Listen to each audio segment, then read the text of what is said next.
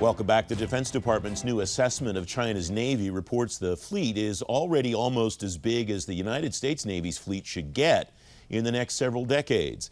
But the most important ships the Navy needs might not be Navy ships at all.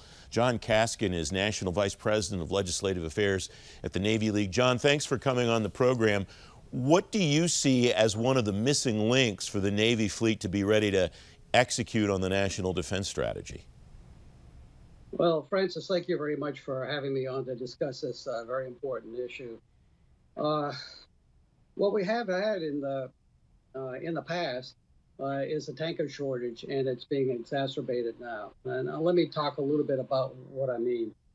Even in 1977, when the president of the Navy League, Vincent T. Hirsch, was testifying before the Senate Commerce, Science, and Transportation Committee, that was on the Transportation Energy Act of 1977, he said that the 288 tankers that we had at that time were insufficient to support a war with the Soviet Union, and that he supported this bill that would require a percentage of oil imports into this country on U.S. flag tankers. Now, the most recent requirement that Transcom has published publicly was 86 tankers. Is what we would need it to support wartime operations. Against that, we have today 45 Jones Act tankers in the domestic trade and 6 in international trade. So we have 51 tankers against a possible requirement of 86. Now, that would require us to take every single tanker out of the domestic trade that supports our economy to be able to support the wartime operation, which obviously is not feasible. And that 86 tanker requirement was based on the pre-National Defense Strategy scenario. And since then, the U.S. Transportation Command has been developing new mobility requirements. And the latest mobility capability requirement study that was published February of last year didn't address tankers. So Congress asked them to do it over again. And as of 1 June, they were supposed to have an initial draft. And it's not out yet, may not be out by the end of the year. But even without that, we know that there are 2 major factors that are going to probably generate a higher requirement than the 86. One is attrition. During the Cold War, when I was in the Pentagon, we worried about tankers being sunk by the Soviet Navy. Now we're worrying about the Chinese as well as the Russians. And all of the mobility analysis that we have conducted to date assume no attrition except mechanical attrition. So we're going to need to replace those tankers, and that would add to the numbers. The second issue is that in a Pacific War scenario, CSDA did an analysis, an unclassified analysis of the Chinese scenario, and it showed that we would need 22 tankers that would be required to replenish oilers at sea. Why? Because our sources of fuel in the Pacific, such as, like, say, Sasebo or Singapore or even possibly Guam, would not be available in a Pacific war. In that case, the oilers would either have to double their distance, which would mean double the oilers. Now, the oilers, we're building a new fleet of oilers now, but they're $600 or $700 million each, and buying another 20 is not affordable. So the alternative is to use tankers, which is what we were considering in the Cold War, to consolidate their oil with oilers. So the oilers would go out of the threat area and meet a tanker that would transfer their fuel to the oiler. But that requires those tankers to have console capability.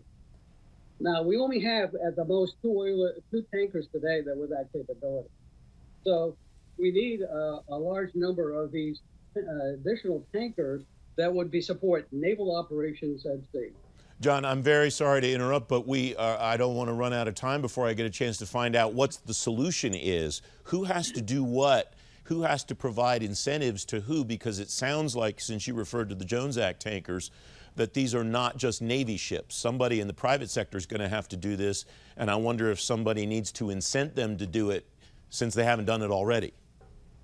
Well, we don't have any reserve tankers, and so we're going to have to go either buy them and lay them up like the Raid Reserve Force, but we can't even crew that fleet today.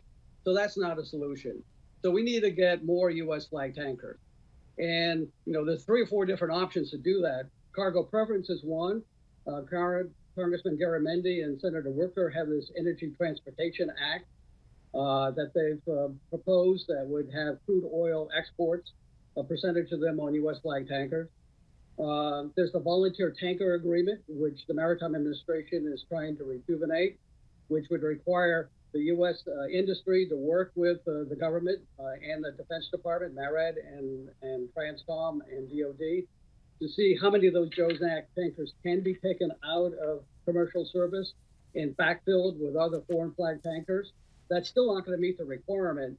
And then the proposal today is the tanker security program that the House has passed in the NDA that was starting with a 10-ship program that would provide a stipend like the Maritime Security Program, starting at $6 million per ship per year, to increase the number of tankers in the Pacific that would be able to have access. And we could try to put these national defense features with the console capabilities so that they could be used to support naval operations initially.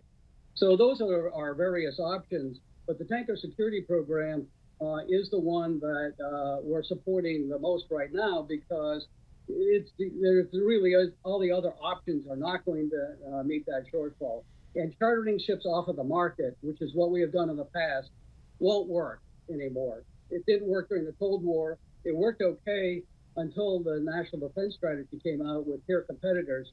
We don't expect to be able to charter these tankers like we did in the Gulf Wars, because the Chinese and the Russians will make them unavailable to us.